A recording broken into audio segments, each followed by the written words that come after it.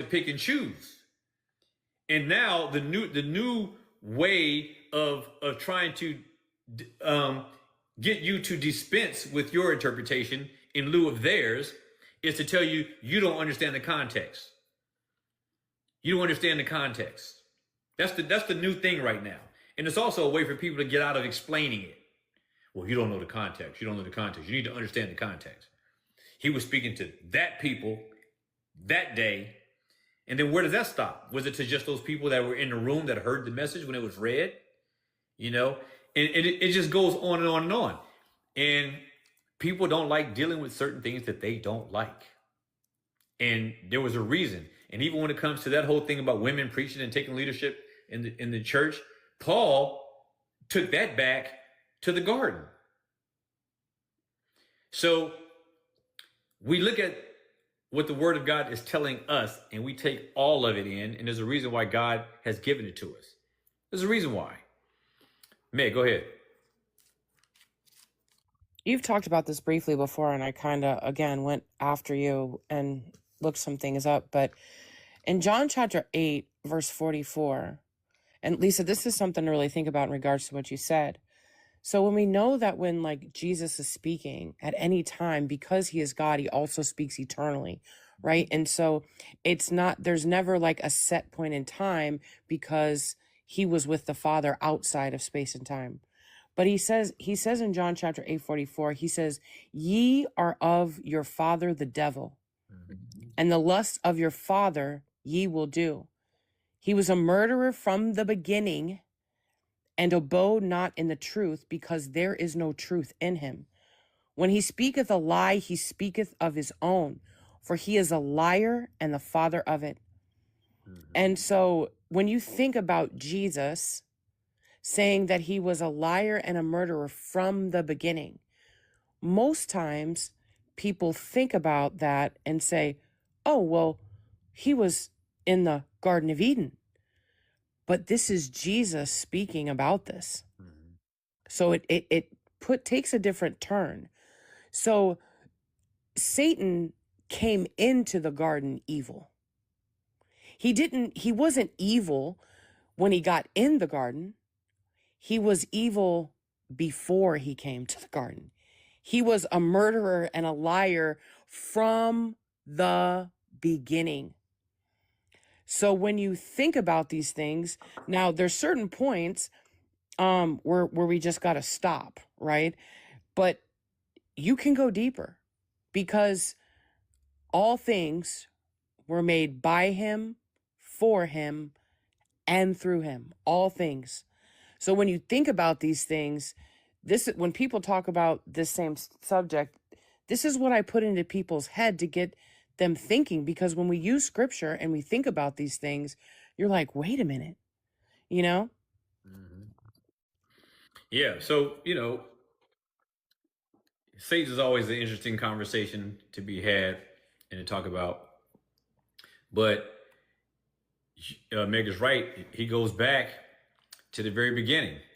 And, I want to, I'm always open to hear what they think the beginning is. It's just crazy because we will know what it means in certain places, but then we get amnesia in other places where it reads something that it doesn't sound like is right based on what we heard in antiquity. Like Lisa was saying and Rod was saying, there are certain beliefs that many Christians have in the Bible, about the Bible, that they just believe because they heard that. That's all they ever heard. They never heard anything different. They never assumed there was anything different. When I first became a Christian, it was like that. I thought, because the first thing I learned was that dispensational model of understanding theology. But being the kind of person I am, that didn't last very long because I don't like being wrong. I like to be right. When it comes to God's word, there's nothing more in my life that I do that's more meticulous than trying to really pin down the truth about things and really have a good grasp for it, as I'm hoping that all of you have or will have. That's my goal and hope. Verse 8, Zophar continues, he shall fly away as a dream. Talking about the wicked man, the hypocrite. He will fly away as a dream and shall not be found. He shall be chased away as a vision in the night. And so here you see him using another metaphor about how a wicked person comes to nothing. They just disappear. And so he likens it to a dream or to a vision. Now,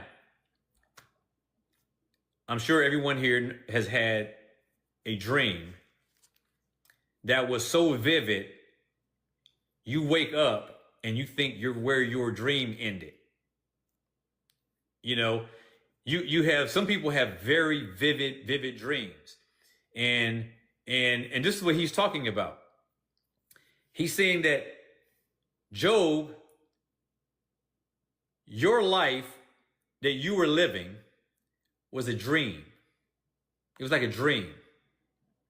To you, it was vivid, but now reality has seized you. You see what I'm saying? He's telling Job, look, your life experience up to this point, based on what we see now, is proven to be like akin to a vision or a dream, which first of all, when you dream and you're sleeping, you know, so it's almost as if he's intimating that Job is not aware of what is real. If he had been, he would not be enduring this affliction. But he talks about a dream, and he says, you've been living like one in a dream, and then you wake up and the reality hits you. That you're nothing. You're just a hypocrite. But he's talking about the feeling of the reality of a dream life, feeling like it in a dream, and then when you wake up, it goes away. And he's saying this is what happened to Job in real time. He's speaking metaphorically, but he's saying your life was a dream life, and now it went away. And you, Job, are going to go away and be forgotten ultimately. The wicked man's prosperity is compared to a dream. He's comparing it to a dream that's vivid and seems real while it lasts. But eventually, it vanishes when you wake up in the morning and you realize you're still at home in your own bed of affliction that you're in. Job, he is told by Zophar, your wealth was inevitably going to flee because it is obvious that you are a wicked man, that you are a hypocrite.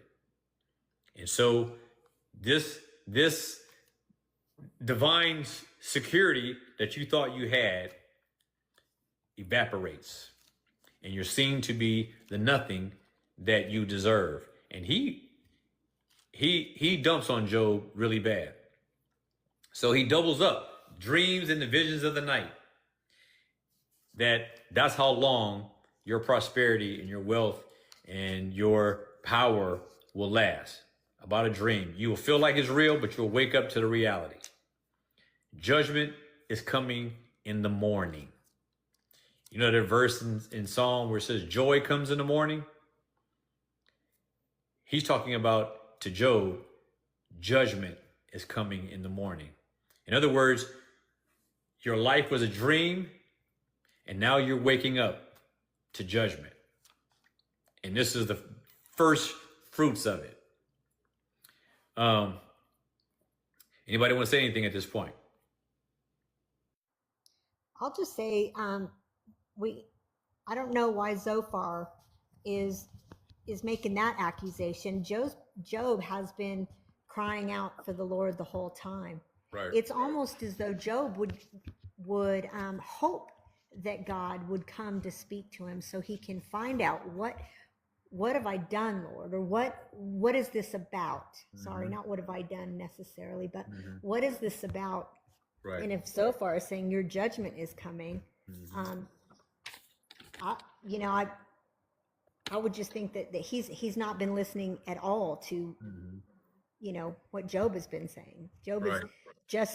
just a few verses before, he said, I know my Redeemer lives and I will stand before him. And Job is willing for that. He's longing for that. And here, you know, Zophar turns it all around as though, nope, you're not going to change my mind. I know you're guilty and you're, you know, I Yeah, have decided you are guilty and I will treat you as such. that's right. He didn't like that. He didn't like that. Brother Pat. You know, when somebody's in a bad situation, what would you do as a friend? Like, this seems purposeful to me, Jonathan. Like creating just anxiety, trying to tear down his faith.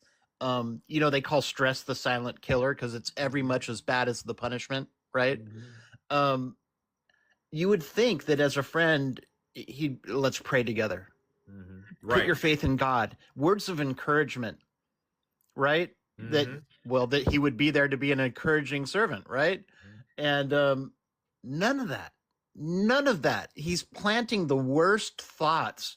Just everything's a thought of doubt, Right. and casting aspersion upon him. It's not only off base, it's the opposite of what he should be doing. Right. Right. Absolutely. Anybody else? Candy, I haven't heard from you tonight. Thoughts? Okay, maybe she's busy. What about you, Grace? What do you think?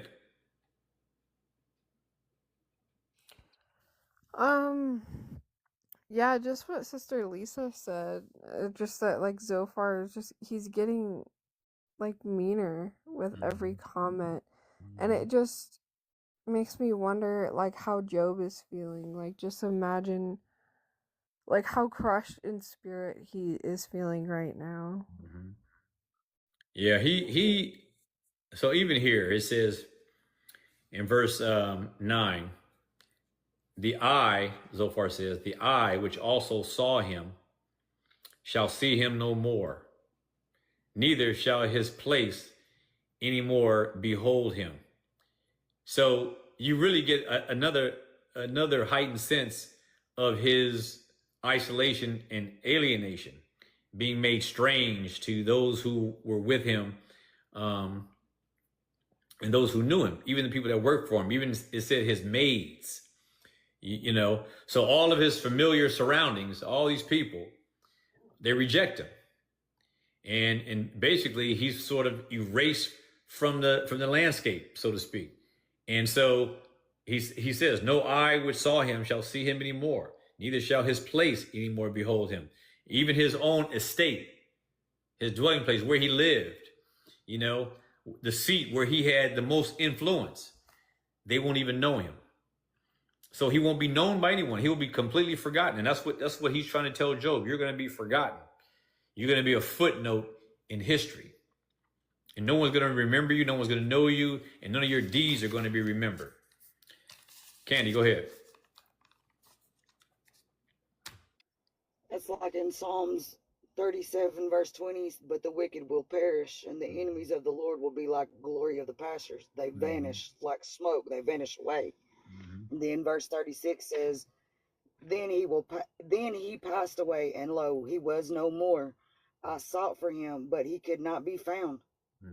And then a couple of verses down, all transgressors altogether will be destroyed. The posterity of the wicked will be cut off. So exactly what he's saying, just saying it the way he's saying it, but it's in scripture to back it up, you know. So he's not lying. He's just using it in the wrong hypocritical state, I guess. Well, to the wrong person.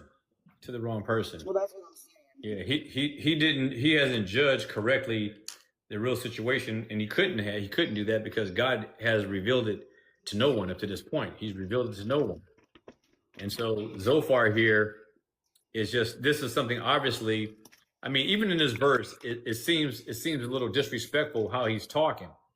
because what he says is, he goes, the eye also which saw him shall see him no more.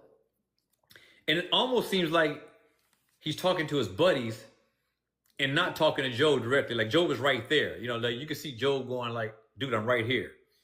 But the way this text is framed is almost like he's like not respecting Job at all. He's looking away from him and telling his friends, you know, even the eye which saw him shall see him no more. Neither shall his place anymore behold him. You know, it's really a sad state of affairs. And so far, there's no doubt Job heard this and he wanted Job to hear this.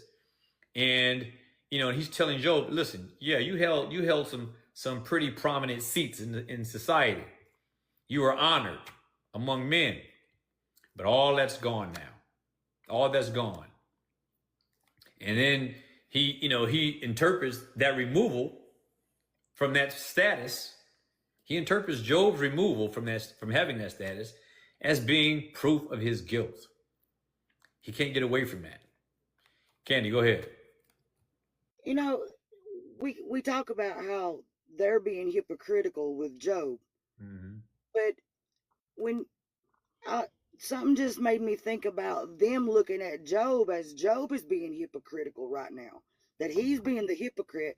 And I think it's because of Matthew 23:13, where it talks about they shut off the kingdom of heaven from people, and they don't even enter themselves. So it's almost like they're talking to him about he's shutting off people because he's basically exaggerating about not being what they're saying he is, if it's making sense. No, I'm just looking. It's like a different. It's like a different flip the script around, and how we're looking at they're coming at Job in the wrong context. Flip it around and look at how Job's coming at them, and they're taking it the same way. He thinks he's done no sin, is the way they're looking at him. And to them, based off what they're saying, Job's being hypocritical because that's not what we learned from the past. You know what I'm saying? Right, that's true. No, that's true. And then Matthew 23:13, I actually have it in my notes, but just not reading the whole thing, just noted. And it's talking about how he's shutting off the kingdom of heaven. So they're basically saying to Job, where I'm coming from is they're telling Job, you're shutting off the kingdom of heaven by thinking you're sinless, that you've done nothing to deserve this. You know what I'm saying? And then at that same time, if we take all the scriptures, I'm not seeing that part of it. I'm not seeing that part, or how you're relating that part to shutting up the kingdom of heaven. I'm not understanding. With Job being the one that they, because again, we go back to all that they've said to him. Go back to the part where they said, they've witnessed him being all this and that to other people, but now he's in this position. And I think when we had that discussion, I think I even made the comment that they're basically mocking him and like they did Jesus, like, where's your God now? You know what I'm saying? You thought you was all this and that, and here you are suffering, and now you're like blinded because you don't even see your sin that you're denying. In what's the word I'm looking for? Basically, he's in denial of thinking he done anything wrong to deserve it. And again, it's just like kind of flipping the script from looking at it from their perspective, and then we're looking at it from Job's perspective and how they're coming at Job. I hear you. Flipping it and seeing it. Yeah. I get what you're saying. Yeah, but the main thing what they're directly doing is he's flat out calling Job a hypocrite and a wicked man who has come to the end of his rope, and this is evidence, and his affliction is the evidence of his guilt. That's what is being said here. And with the 23:13, if you take where I went back to where he was for other people, you take that and apply it to what Job had done prior to, it still falls into that, is where I was coming from with it. Okay. I see you don't understand what I'm talking about, but well, we can clear. I'm trying to like shorten up like what I'm saying. That's all right. Bits and pieces, but that's all right. Still I think I get I think I get the gist of it. But I see what you're saying. Well, you Brother take Rodney. these TikToks with both people, one's coming from this side, one's coming from this side, and both sides are saying, you're wrong, you're a hypocrite, you're a hypocrite. That's Yeah. how I kind of crossed my mind right then. That's all. Yeah, I get it, and I'm sure there's a lot of that in there, and on Job's side as well. But Job told him flat out, you lack wisdom. You don't have any. I can't reason with you. He said that before, and I'm sure he probably thinks that they are hypocrites. But we hear them really being overt about it, and being crushing about it, and so that's what Job is responding to. Brother Rodney. I'm trying to make it short. You mentioned something earlier about sometimes, we just learn things and we're taught things and we go with them, and that's kind of how I honestly was. I probably one of the most ignorant people on the panel. Humorously, I'm saying that, but because I did, honestly, I learned all this in Catholic school growing up, and I just thought that was it. I won't say I turned my back on the Lord, or even as I'm giving my life back to Christ, it's coming full circle, but. Right. With this last situation, I just wonder why, it made me think like why people, are more, why are they more comfortable explaining someone's suffering than actually sitting with them through it? And through my situation, everybody left. And again, like I said, I feel like Joe a little bit because I was a bit sin. I didn't do some of the things, or I didn't think that I did anything to deserve what what happened. But it seems that everyone left me, even people who I thought could protect me in a sense. You know what I mean? So I kind of wonder about that, even what everybody's saying. Even the question you asked the other day, if would they have been treating him differently had he sinned, or had he been like one of them? And it's seeming intentional that they want to destroy his dreams and everything, and bring him down to the point that kind of how people are like, Ronald, when you gonna get your get back? You can't just walk around and people gonna play with you and all this and all that. And so my other ultimate thing is, what does the word speak to about those who just don't break? And I guess that's what we're going to get to in Job. So I'm kind of eager to find out. And that's why I said ignorantly, because I've heard Job's story, but I never got this deep into it. And it's just hitting me where I live, as my grandmother used to always say. That's good, man. We're gonna try to keep giving you some gut punches till all your ribs are broken by the time it's Please over. do, everybody. Hit me everywhere. Please continue to wake me up, man. Sure. Not wake me up, but bring me closer, please. I thank you all. Exactly. Meg, go ahead. I'm gonna ask a really honest question, but I was sitting here thinking, have any of us, if we're being honest, ever kicked anybody when they were down? Yes. Unfortunately, yes. Unfortunately. Yep. I know I have. I have for sure. And Yeah. I'm gonna tell you something. In that moment, when you have kicked somebody that has been down before, there is a pleasure in it. And if I'm being honest, because, and when I'm thinking about these verses and his friends, it makes me angry, because like, I know what secretly, and here's the things, secretly, the intent behind all of it and what that feels like. It's like if somebody had done something to you and they were now in a position, the guilt and the things that you make these people feel, there is something behind it. And to say that there's not, they would be a liar.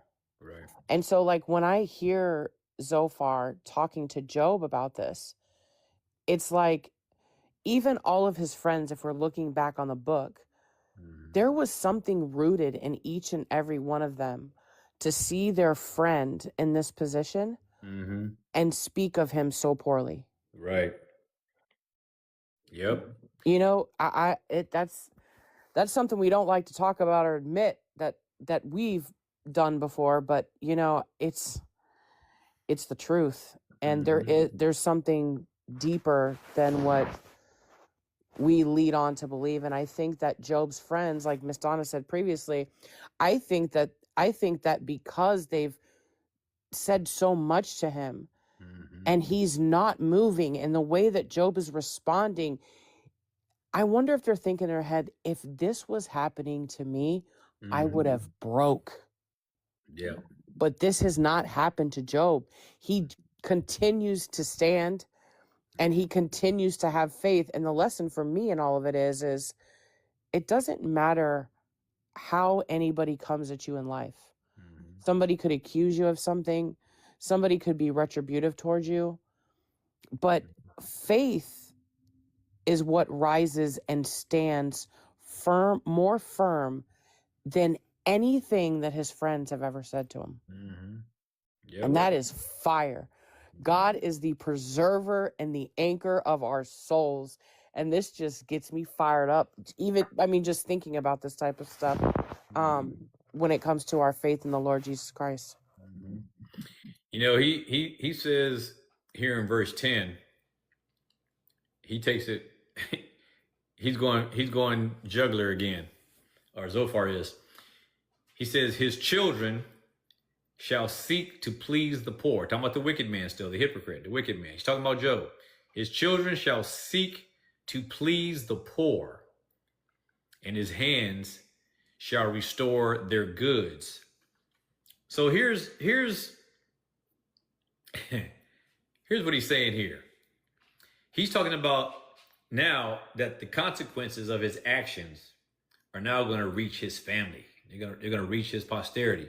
Now, keep in mind, Job lost his 10 children. And so for him to be saying this is just really, is really cruel. Because it's almost as if you know, he's saying that what happened to Job's family is because of worse reasons than the average guy whose kids just suffer that suffer as a result of his own sins and offenses. He goes, even his children, here in verse 10, shall seek to please the poor. And so here's what he's saying here. So imagine Job, imagine him being a king, so to speak. Let's say he's a king, right? And his children are little princes and princesses. And then there are the poor people that live in the surrounding villages or the surrounding towns where all the poor people and the peasants live. But you got the king over here and his princes and princesses in his house. So and they sort of they lord over everyone else. And so what Zophar is saying to Job right now, he's saying like this is what happens to the wicked and the hypocrite.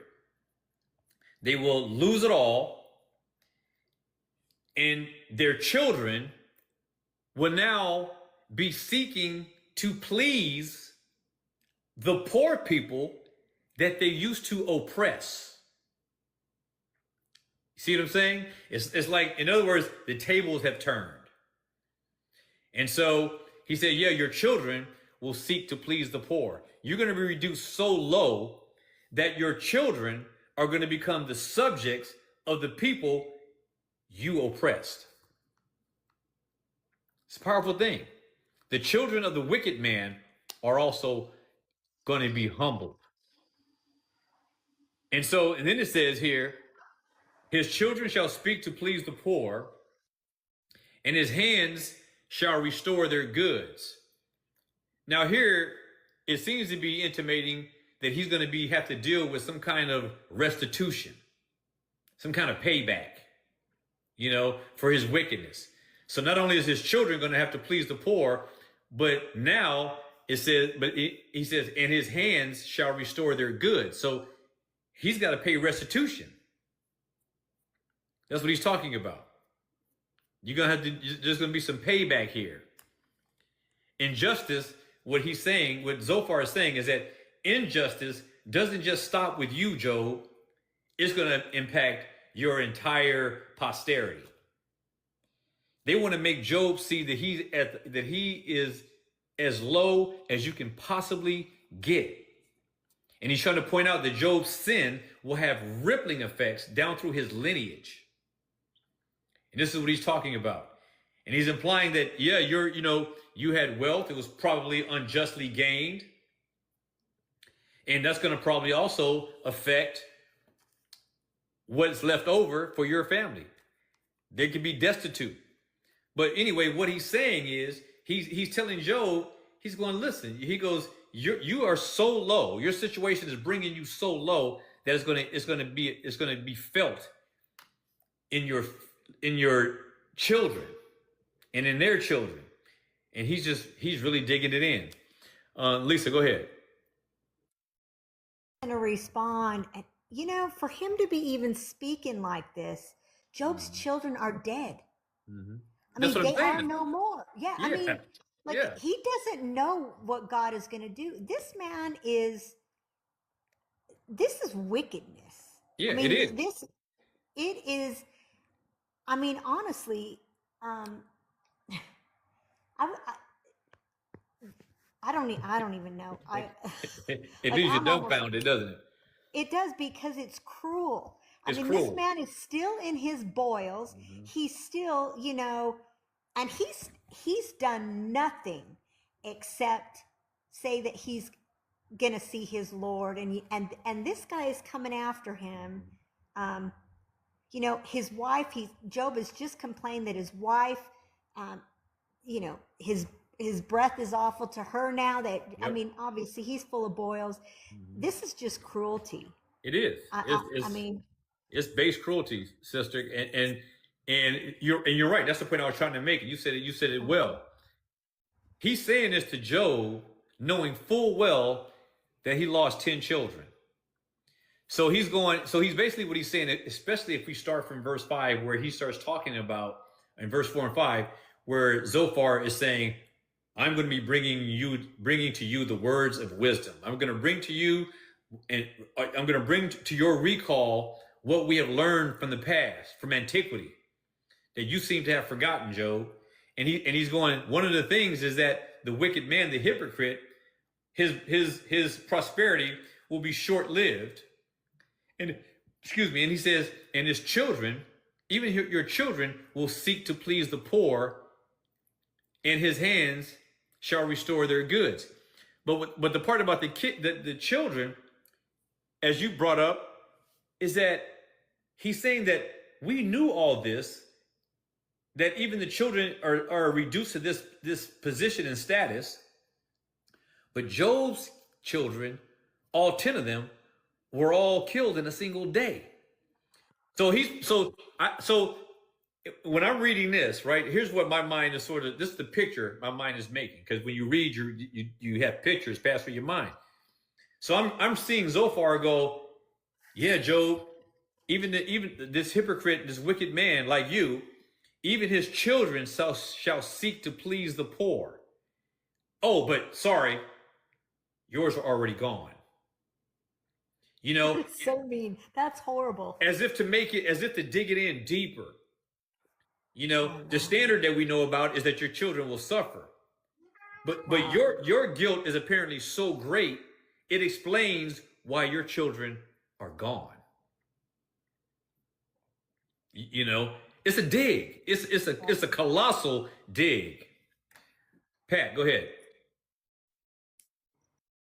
I really feel like we better learn from this, because humans have an amazing ability to justify the evil that they're involved in. And your thinking becomes twisted if you're not careful and under constant examination of your motivations and making sure that your beliefs are biblical. When you're talking about this might sound strange, Jonathan, but I'm thinking of people that we view as great villains in history. Mm-hmm. The Stalins, you know what I mean? The guy you're not allowed to talk about on here, the Genghis Khans, and they all viewed themselves as heroes of history with righteous goals, and the things that they were doing, although there were difficult actions they had to take a part in, they were justified because they were for the greater good. Rarely does anyone ever view themselves as the bad guy. Right? And that's why we need to be real careful lest we be the bad guy. That's right. That's right. Mr. Zach G, welcome, brother. I don't know if you want to say anything, but love to have you contribute in any kind of way you'd like. Welcome. Yeah, yeah. Thanks for having me up, man. Been listening to you for a couple of days. Been on TikTok just a while, so Oh, I'm sorry. appreciate the I'm sorry fellowship. about that, brother. No, I'm appreciate the teasing. fellowship. No, I love the Book of Job, man. You can learn so much, but I guess one thing that I learned is that it's the same way that we see this real big dig. It made me self-reflect on how we as humans act when we fight. If you guys think about it, we're going to fight with someone with our explanations, but when those explanations run out, man, that's when the low blows come. That's when the gloves come off, that's when we start doing the real hurt. And that's what we're seeing these guys do here. And but a lot of times too, if you look at what they're saying, some of the stuff they say is true, like sometimes we can reap what we sow, but they don't really understand that not all, suffering is punishment, That's right. And so, yeah, that's, it's just so bizarre. But I also